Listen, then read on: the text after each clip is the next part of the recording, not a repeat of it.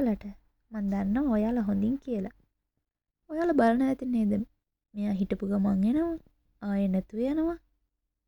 එහෙම කියලා නේද?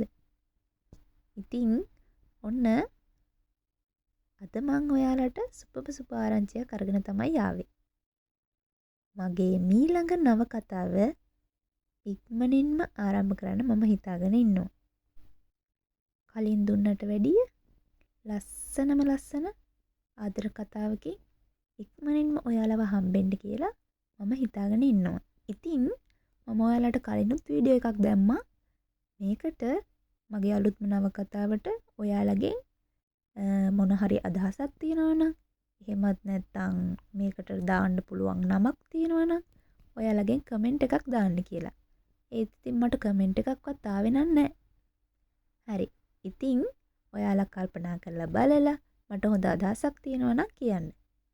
ඉතින් මෙන්න මේ වීඩියෝ එකට යටි කමෙන්ට් එකක් දාන්න.